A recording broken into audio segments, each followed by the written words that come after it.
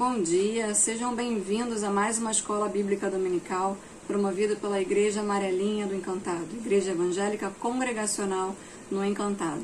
Hoje nós vamos falar sobre a lição 6, que fala sobre a relação de Jesus com a lei. Nós estamos estudando uma revista falando sobre o Sermão do Monte e cada detalhe, desse manual para a vida do cristão.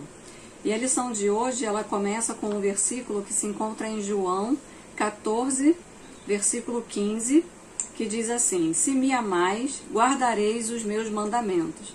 Então a lição de hoje, ela trata exatamente dessa importância do cristão reconhecer a lei do Senhor em obediência, em amor ao Senhor. Então o cristão que ama a Deus também observa as leis e os seus mandamentos. E o que Jesus nos ensinou sobre a lei? Então, no início aqui da lição, ele fala sobre Jesus cumprindo a lei. E o autor traz que Jesus nasceu sob a lei. Em Gálatas 4:4, diz assim: mas vindo a plenitude dos tempos, Deus enviou seu Filho, nascido de mulher, nascido sob a lei. Então, ele nasceu como alguém que estivesse na obrigação de cumprir a lei. Ele cumpriu toda a sua trajetória de vida e ministério sem qualquer detalhe que pudesse comprometê-lo quanto à sua obediência a todos os preceitos da lei de Deus. Então é importante a gente trazer à tona essa realidade que Jesus não veio revogar a lei. No Sermão do Monte, Cristo disse: não penseis que vim revogar a lei ou os profetas. Não vim para revogar, vim para cumprir.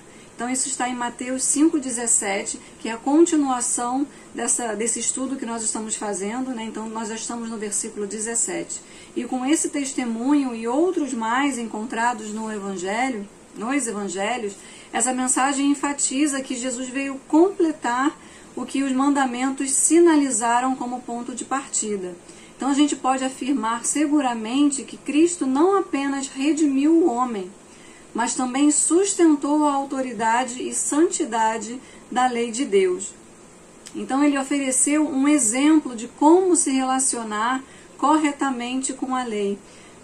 Porque era muito complicado a gente entender essa questão de você ter que cumprir todos os mandamentos. E não existia na face da terra um homem que pudesse cumprir todos os mandamentos. Então Jesus veio realmente como um cumpridor da lei de Deus, como um homem sem pecado entre nós, para morrer por nós e realmente nos libertar. Então Jesus cumpria a lei não para anulá-la, nem para destruí-la, mas para viver em obediência. Então, nesse sentido, ele também instruiu os seus seguidores a observarem os mandamentos. Vamos abrir lá em João 14, versículo 15, que foi o versículo que nós começamos essa lição, falando exatamente: se me amais, guardareis os meus mandamentos. Então é muito importante que o cristão compreenda que Jesus adverte, Jesus advertiu os seus seguidores contra o perigo de menosprezar a obediência aos seus mandamentos. Quão triste é a gente observar nos dias de hoje alguns cristãos que não têm esse relacionamento com a Bíblia, com a palavra de Deus.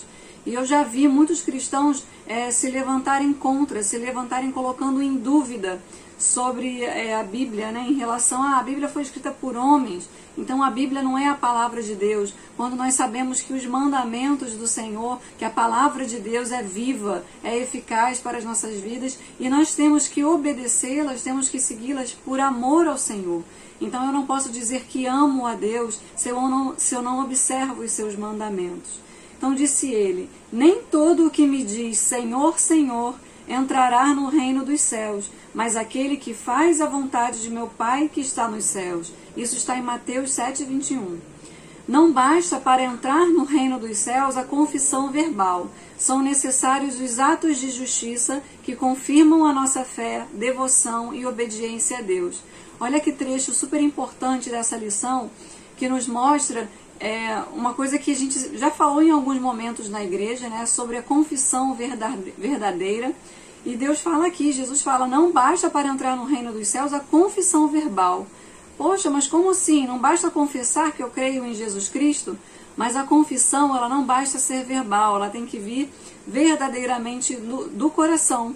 E aí ele coloca aqui que os atos de justiça que confirmam a nossa fé, devoção e obediência a Deus. Ou seja, a sua confissão verbal, ela deve vir acompanhada de atos de justiça. Então você é transformado, né, pelo Espírito Santo, conforme a sua confissão verdadeira e que te leva a uma obediência aos mandamentos do Senhor. Então, quando você obedece a palavra de Deus, segue os seus mandamentos, pratica, você está fazendo atos de justiça, atos de amor, atos de obediência, e sim testificando e confirmando a sua confissão verbal a Jesus Cristo. Então, olha que importante, né? A sua confissão verbal, ela tem que demonstrar através dos seus frutos a verdadeira conversão, né? E falando sobre a obediência à lei, a verdadeira obediência, ela é fruto do amor. Paulo, escrevendo aos Romanos, assim afirmou: de sorte que o cumprimento da lei é o amor. Está em Romanos 13:10.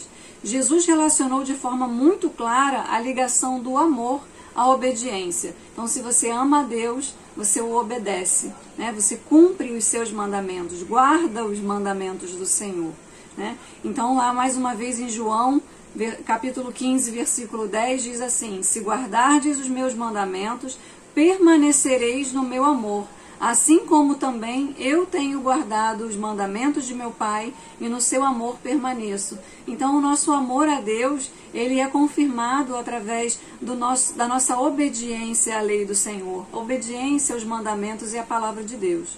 Então, a obediência genuína tem como fonte geradora o amor. O amor verdadeiro se manifesta através de atos de amor, atos de justiça e através da obediência. Então, o apóstolo do amor, que é João, assim ele é conhecido, em 1 João 5, 2 e 3, ele escreveu: nisto conhecemos que amamos os filhos de Deus, quando amamos a Deus e praticamos os seus mandamentos. Porque este é o amor de Deus, que guardemos os seus mandamentos. Ora, os seus mandamentos não são penosos. E aqui a gente atinge o ponto alto da lição, né, que é essa relação entre o amor e o mandamento de Jesus, né? É quando Jesus faz a fusão de todos os mandamentos em apenas dois. Quais são? Amar a Deus sobre todas as coisas e ao próximo como a si mesmo. Isso está lá em Mateus 22, de 36 ao 40.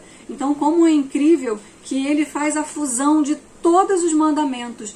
Todos os mandamentos do Senhor estão cumpridos em apenas dois: amar a Deus sobre todas as coisas e ao seu próximo como a si mesmo. Então a gente observa que tudo tem relação com a cruz. Vocês já observaram isso? Porque se tudo é o amor a Deus e o amor ao próximo, faz uma cruz. É o mandamento, né, do amor, o relacionamento da gente com o Senhor, o relacionamento vertical e o relacionamento horizontal, o nosso amor com os nossos próximos. Então, eu amando a Deus, se eu amo a Deus, eu cumpro todos os seus mandamentos. E o segundo é o relacionamento vertical. Se eu amo a Deus, eu amo também aos meus irmãos, porque não tem como eu dizer que amo a Deus se eu não tenho um bom relacionamento com o meu próximo. Então, tudo se resume à fusão, amor e mandamento, a fusão de todos os mandamentos em apenas dois: amar a Deus sobre todas as coisas e amar o seu próximo como a ti mesmo. Então, continuando aqui, no próximo capítulo, ele fala do cristão como cumprimento da lei, né? No cumprimento da lei. Uma religião legalista, ela não é suficiente para pôr a alma em harmonia com Deus. Então, a gente tem sim que amar a Deus e demonstrar com a obediência aos seus mandamentos, mas se apenas colocarmos a nossa vida regida pela lei, pela forma, sem entregar o nosso coração com ternura e amor e com contrição, de nada é válido. Então ele está colocando aqui que não basta também sermos apenas cumpridores da lei. Nosso coração tem que estar envolvido nessa obra, né? O cumprimento da lei, destituído de contrição, ternura ou amor, é apenas uma pedra de tropeço. Aí a gente entra na hipocrisia dos legalistas. São as pessoas que são tão baseadas no rigor da lei que não enxergam o amor pelas pessoas, né? E acaba sendo pedra de tropeço. O povo de Israel perdera completamente a percepção da natureza espiritual da lei.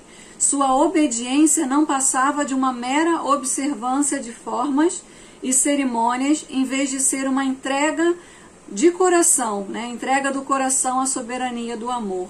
Então Jesus chama a nossa atenção aqui que apenas o cumprimento da lei não é suficiente. Aqueles que tentam ser salvos mantendo a lei do Antigo Testamento estão presos a regras e formalidades. Mas agora, pelo Espírito Santo, Deus concede a libertação da lei, do pecado e da condenação eterna. Como nós já falamos aqui, Cristo nos libertou da condenação, porque não existia um homem sequer capaz de cumprir toda a lei, né? E percebemos claramente que a lei por si só nunca poderia nos dar a salvação, porque não era possível cumpri-la perfeitamente, né? Foi por isso que Deus resolveu enviar seu Filho. Não era possível um homem, né, cumprir a totalidade da lei. Então, Cristo cumpriu a lei para nos libertar dela, mas não é por isso que nós não devemos observar e seguir os mandamentos de Deus. Porque se amamos ao nosso Senhor, também cumprimos os seus mandamentos. Então, alguns cristãos relutam até hoje para se desprenderem das velhas tradições judaicas, né? Vivem na religiosidade, muitas vezes vivem seguindo essas regras antigas ainda, né? Um exemplo disso é a guarda do sábado, né? Tem algumas denominações que ainda guardam o sábado, enfim, coisas da lei que Jesus Cristo nos libertou. Jesus mostrou para os fariseus que eles não interpretavam as escrituras sagradas corretamente, pois não a liam com o coração, mas para mostrar que eram sábios em si mesmos. Devemos ler a Bíblia pedindo ajuda ao Espírito Santo para nos mostrar sempre a vontade de Deus e não para nos gabarmos de estarmos cumprindo, né, diante dos homens, porque isso também é vaidade. Então nós entramos aqui na conclusão, né, da lição, que fala sobre a lei versus o Espírito. É importante, Eliana, a gente seguir os mandamentos, seguir a lei, mas também devemos, né, seguir o Espírito. Como assim? O que é certo e o que é errado? Achei muito interessante que ele trouxe aqui na conclusão uma mensagem de John Stott, que ele coloca 3 tipos de pessoas e as atitudes que elas adotam diante da lei. Então nós temos o legalista, que são aqueles que observam rigorosamente a lei, né, mas está sob sua servidão, são escravos da lei, não deram a liberdade ao Espírito Santo, né? Então, uma vez que ele não é capaz de cumprir integralmente a lei, ele acaba vivendo de aparências e de hipocrisia, né? Então nós não devemos ser legalistas. E tem também o antinomiano ou libertino, que é o contrário, né? Ele não aceita a lei, ele detesta a lei, a lança fora, fala que tem relacionamento com Deus, que ama a Deus, mas não confia na palavra do Senhor, né? Não aceita a palavra de Deus como mandamento, né? Então ele rejeita a lei. Então esse também o cristão não deve ser. Então ele nem deve ser um legalista e nem deve ser um libertino, mas ele deve ser o terceiro aqui, que é um cristão equilibrado, que respeita, ama e obedece à lei. Mas sabe, porém, que é impossível sem a ajuda de Deus, é impossível agradar a Deus na sua totalidade, observar as leis sem a ajuda do Espírito Santo, né, que nos convence do pecado e que nos leva a um arrependimento. Então, ele traz uma outra mensagem aqui, que ninguém suponha que Cristo permite que seu povo brinque com qualquer dos mandamentos da santa lei de Deus. Nenhum pecador participa da justiça justificadora de Cristo até que se arrependa das suas más obras. Então sejamos crentes fiéis aos princípios eternos contidos nos mandamentos do Senhor, mas humildes o suficiente para dizer como o salmista Davi: quem pode discernir os seus próprios erros? Purifica-me, Senhor, dos que me são ocultos. Então que o Senhor tenha misericórdia de nós e que nós o amemos, né, e observemos a sua palavra e os seus mandamentos. Deus nos abençoe nesse dia.